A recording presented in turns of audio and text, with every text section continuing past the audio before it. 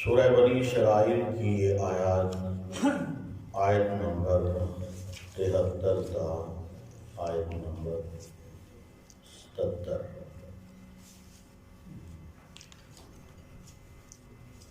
رسول اللہ صلی اللہ علیہ وسلم کی نبوت کے اس دورانیے کا اللہ نے بیان کیا ہے کہ جب مسلمان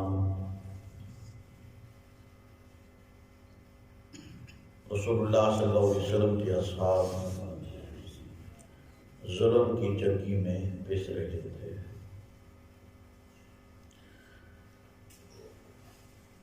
نبوت کا اول دور جب نبی پاک صلی اللہ علیہ وسلم توحید کا اعلان کیا، نبوت کا اعلان کیا، 40 سال کی تقریباً آپ کی عمر تھی۔ اس کے بعد ہر آنے والا دن آپ کے لیے انتہائی اذیت ناک تھا، مشکل ترین دن تھا۔ مکہ کے اپنے ہی لوگ، قریبی رشتہ دار، صرف دعوت توحید کی وجہ سے انہوں نے آپ کے سامنے مصیبتوں کے پہاڑ کھڑے کر دیے۔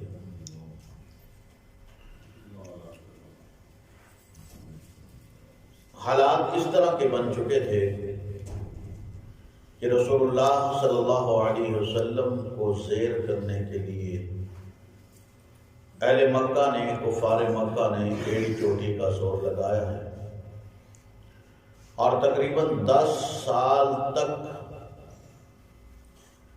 نبی پاک صلی اللہ علیہ وسلم کے خلاف اس طرح کے پروپیگنڈے رچائے، آپ کو ہر قسم کے فتنے کے اندر مبتلا کیا ہے۔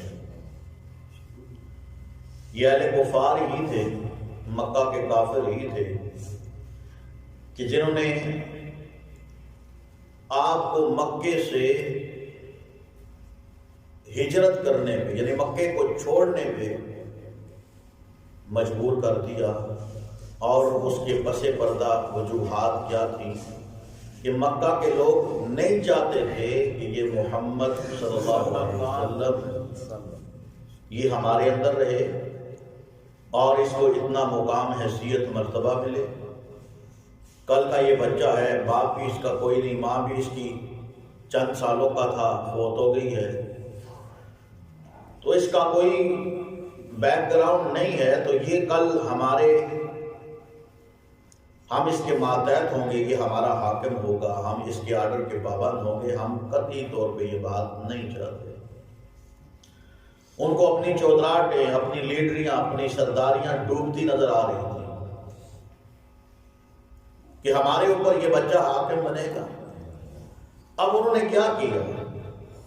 تاریخ آپ کے سامنے ہے، ایک مرتبہ نہیں، 1000 مرتبہ آپ نے رسول اللہ صلی اللہ علیہ وسلم کی زندگی کا یہ المناک پہلو پڑا ہوگا کہ مکہ کے کافروں نے آپ کو کس طرح بے دردی کے ساتھ ایسا سلوک کیا کہ آپ نہ چاہتے ہوئے بھی مکہ کو چھوڑ کے مدینہ کی طرف آپ نے رخ کیا۔ وجوہات کیا بنی؟ پہلے تو گال گلوچ بھی ہوئی، تو تکرار بھی ہوا، حتیٰ کہ نبی پاک صلی اللہ علیہ وسلم کے کردار، کریکٹر کے اوپر بھی حملہ کرنے والوں نے کیا، یہاں تک کہ گھر کے افراد کو بھی نہیں چھوڑا، آپ کے اوپر عزت کا الزام بھی لگایا، ازواج کے اوپر۔ لیکن کچھ پہلے کچھ بعد ظالموں نے اپنے طور ہر ممکن کوشش کی کہ آپ کو اس دعوت حق سے روکا جائے۔ نبی علیہ السلام کی بیٹیوں کو طلاق ہوئی تو کس وجہ سے ہوئی؟ یہی وجہ بنی۔ مکے والوں نے وہ حربہ استعمال کیا۔ آپ دیکھیں نا شادی کا لالچ آپ کو دیا، مال دولت کا لالچ آپ کو دیا، چودراہٹ کا لالچ آپ کو دیا۔ یہ سارے لالچ دینے کی وجہ کیا تھی؟ کہ آپ دعوت حق سے بعد آ رہے ہیں۔ پھر آپ کے ساتھ معاشرتی طور پہ بائیکاٹ بھی کیا گیا اسی وجہ سے، ظلم و ستم بھی کیے گئے اسی وجہ سے، پتھر مارے گئے اسی وجہ سے، جسم لہو لہان کیا گیا اسی وجہ سے، آپ کے گلے کے اندر صافہ ڈال کے آپ کے گلے کو دبایا گیا اسی وجہ سے، سجدے کی حالت میں گندی اونٹ کی اوجری اٹھا کے آپ کے جسم اطہر کے اوپر پھینکی گئی، ڈالی گئی، صرف اسی وجہ سے کہ آپ دعوت حق کو چھوڑ دیں۔ اور یہاں تک تھا کہ اہل مکہ، کفار مکہ یہاں تک اتر آئے تھے کہ یہاں آپ کی ضرورت نہیں ہے، اتنے جاؤ جتنے تہاڈی ضرورت ہے۔ یعنی ان کا اشارہ کیا تھا؟ ملک شام چلے جائیں۔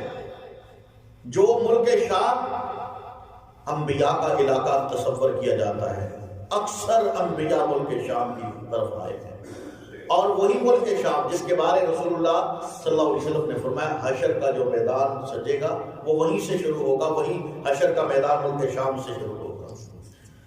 آپ وہاں پہ چلے جائیں۔ ان باتوں میں رسول اللہ صلی اللہ علیہ وسلم کو اتنا ٹارچر کیا کرتے تھے کہ قریب تھا کہ جب آپ کے اوپر دیکھیں نا فترۃ الوحی کا منقطع ہونا، جب آپ سے سوال کیے گئے، نبی علیہ السلام نے کہا میں کل بتاؤں گا، پھر وحی نہیں آئی اس وجہ سے کہ آپ نے انشاءاللہ نہیں کہا تھا، کئی دنوں تک آپ کتنے مجبور ہو گئے، کتنے پریشان ہو گئے۔ لوگ کفار مکہ آپ کو طرح طرح کے طرز دینے لگے، آپ کو تانے دینے لگے، انگلیاں اٹھنے لگیں۔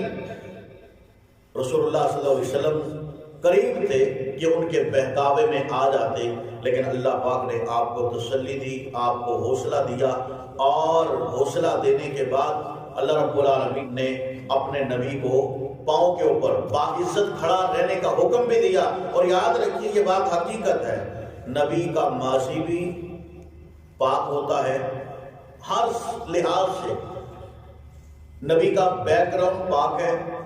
خود ہم اپنے نبی امام کائنات جناب محمد رسول اللہ صلی اللہ علیہ وسلم کی ذات کو دیکھیں کہ آپ کا 40 سال کا دورانیہ کس طرح گزرا۔ ہر کوئی کہتا کہ آپ صادق بھی ہیں، آپ امین بھی ہیں، دیانت دار بھی ہیں، امانت دار بھی ہیں۔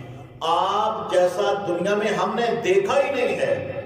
اختلاف کب شروع ہوا؟ جب لوگوں کو توحید کا مسئلہ بتایا گیا۔ آج بھی دیکھ لیں، اگر لوگوں کو اس طرح کی باتیں بتائی جائیں کہ جن کے اندر شرک ہے، اندازہ لگا لیں آپ، خود آپ ماشاءاللہ سمجھدار ہیں کہ اگر قبروں کی باتیں کی جائیں، درباروں کی باتیں کی جائیں، مقبروں کی باتیں کی جائیں تو ہر بندہ خوش ہے، بھائی تھوڑے جیسا تو مولوی ہے ہی کوئی نہیں۔ لیکن اگر ان کا گلا کما کیا جائے، جو حکم دیا تھا امام کائنات جناب محمد رسول اللہ صلی اللہ علیہ وسلم نے سیدنا علی المرتضیٰ رضی اللہ تعالی عنہ کو کہ اونچی قبروں کو پس کر دینا، مقبرے تو دور کی بات ہے، اللہ کے نبی نے خود فرمایا اللہم لا تجعل قبری وثنا یعبد، میری قبر کا مقبرہ نہ بننا چاہیے، میری قبر کو عبادت گاہ نہیں بننی چاہیے۔ حالات نبی علیہ السلام نے خود دعا فرمائی تھی کہ میری قبر پہ کہیں سجدے شروع نہ ہو جائیں۔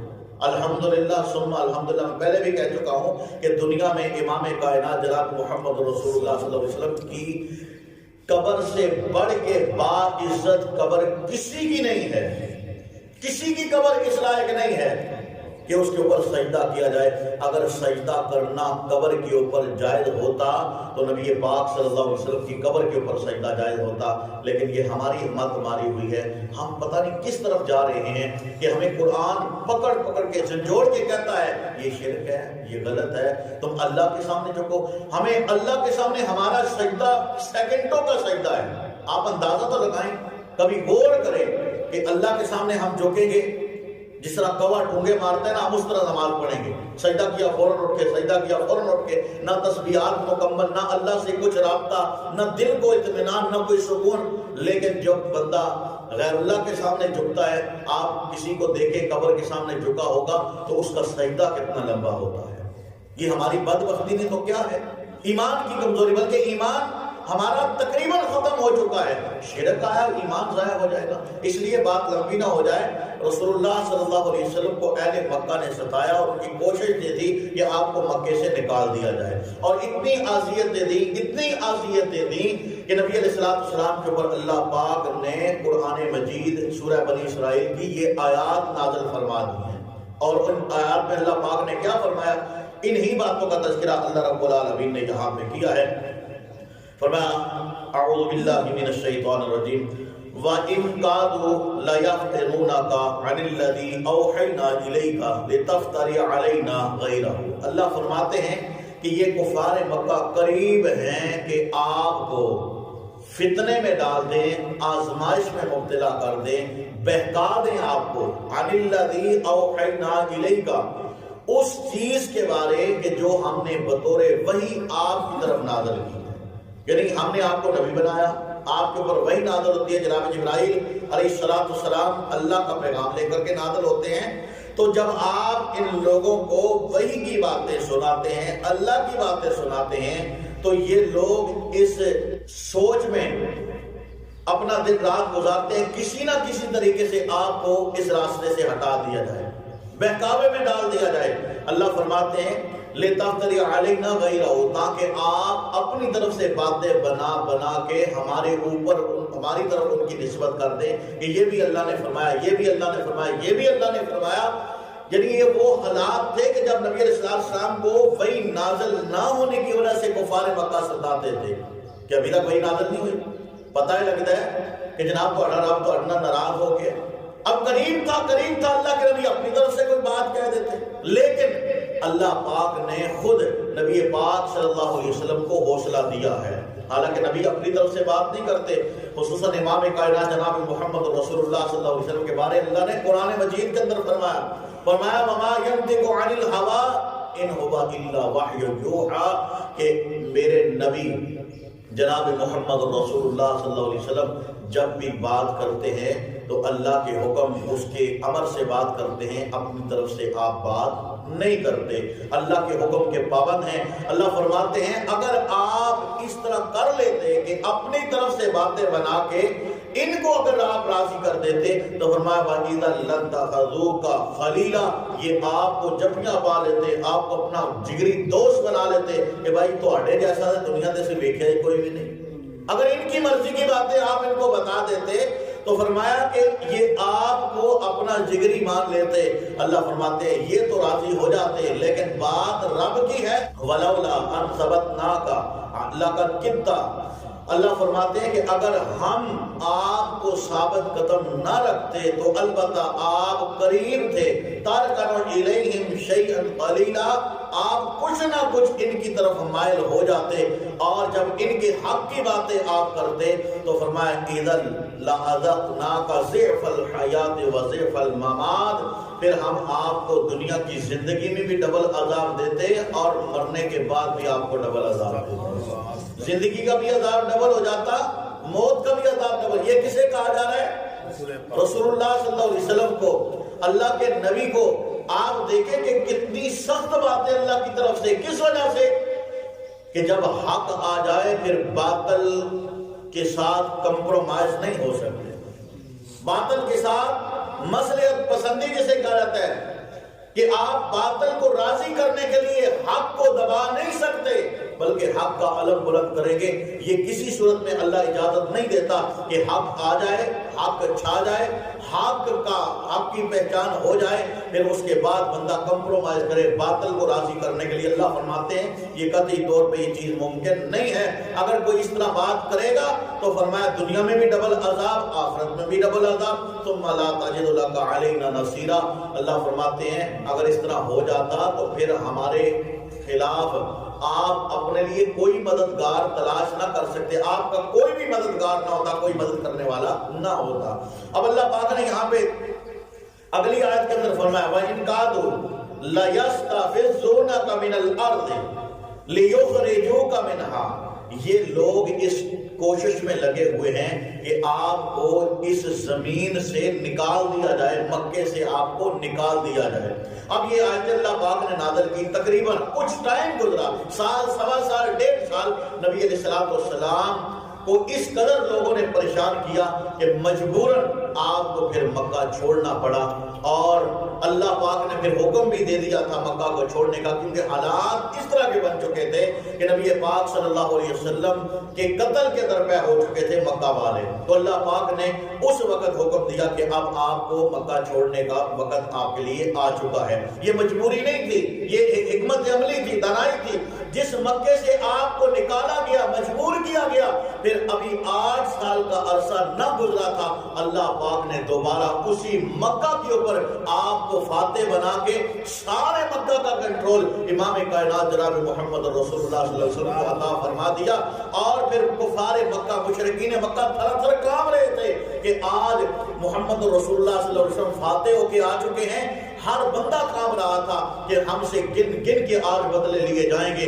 ہر بندہ کام رہا تھا اس سوچ کے ساتھ کہ آج ہم کسی کو منہ دکھانے کے قابل نہیں رہیں گے۔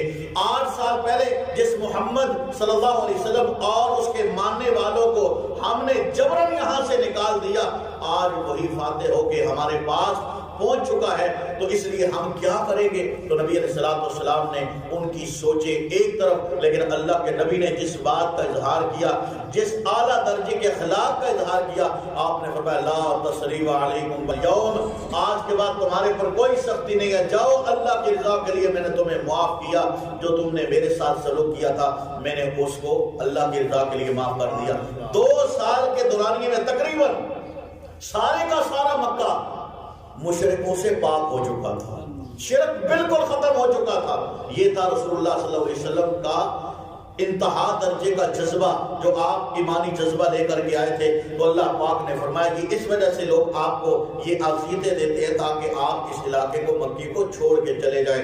فرمایا وَإِذًا لَا يَلْبَثُونَ خِلَافَكَ إِلَّا قَلِيلًا، یاد رکھیے کہ اگر ہم آج ہی آپ کو بیچ دیں، یہ اصول ہے اللہ کی طرف سے۔ اللہ پاک نے سورہ انفال میں فرمایا ما کان اللہ لیعذبہم وانت فیہم، اللہ پاک فرماتے ہیں کہ جب تک آپ ان لوگوں میں موجود ہیں ہم ان کو عذاب نہیں دے سکتے۔ اللہ کے نبی کا وجود بھی دیکھیں کافروں کے لیے باعث رحمت تھا، وگرنہ اللہ اسی وقت ان کو تہس نہس کر دیتا، تباہ و برباد کرتا۔ تمہاری اوقات کیا ہے؟ لیکن اللہ کے نبی کی وجود کی اتنی حیا اللہ نے کی، اتنی قدر کی کہ اگر آپ کافروں کے اندر بھی موجود ہوں گے تو پھر بھی آپ کی موجودگی کی وجہ سے میں کافروں کے اوپر بھی عذاب نہیں بولوں گا۔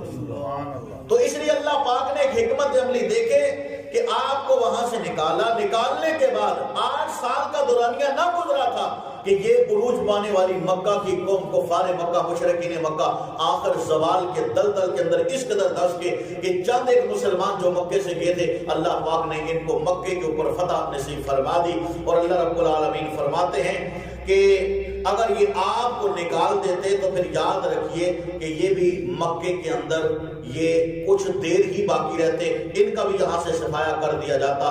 کیوں؟ سنت من قد ارسلنا قبلک من رسلنا، اللہ فرماتے ہیں کہ آپ سے پہلے ہمارے نبی آئے، لوگوں نے ان کے ساتھ یہی کیا۔ جب نبی اس قوم سے ناراض ہو کے گیا تو پھر ہم نے اس قوم کو تباہ و برباد کر دیا۔ نوح علیہ السلام کی قوم کی زندہ مثال موجود ہے کہ 950 سال تبلیغ کرنے کے بعد جب قوم سے کچھ فائدہ حاصل نہ ہوا تو پھر آپ نے بد دعا کی، اللہ پاک نے اسی وقت آپ کی بد دعا کو قبول کیا اور قوم کو تباہ و برباد کر دیا۔ اللہ پاک فرماتے ہیں کہ آپ سے پہلے بھی یہی ہے، انبیاء کے ساتھ یہی، کبھی عزتوں کے اوپر الزام لگایا گیا، کبھی جناب کردار کریکٹر کے اوپر، کبھی کس طرح کے طنز کیے گئے، کبھی انبیاء کو قتل کرنے کی سازشیں کی گئیں، اور کئی ایسے انبیاء جن کو ان ظالموں نے قتل بھی کر دیا، شہید بھی کر دیا تھا، سر کے اوپر آرا رکھ کے 2 ٹکڑوں کے اندر تقسیم کر دیا، ایسے انبیاء بھی آئے ہیں۔ اللہ فرماتے ہیں یہ پہلے لوگوں میں سے یہ ان کا تقریباً پرانا آباء و اجداد سے یہ سلسلہ چلا آ رہا ہے۔ وَلَا تَجِدُ لِسُنَّتِنَا تَحْوِيلًا، ہماری سنت کو، ہمارے طریقے کو کوئی بھی بدل نہیں سکتا۔ آخر جیت جو ہے وہ حق کی ہے، باطل زیر ہو کے رہے گا۔ جاء الحق وزهق الباطل ان الباطل کان زهوقا، حق آ چکا ہے، باطل مٹ جائے گا کیونکہ باطل نے مٹنا ہی ہے۔ اللہ سے دعا ہے اللہ ہمیں حق اپنانے کی اور حق کے ساتھ کھڑا ہونے کی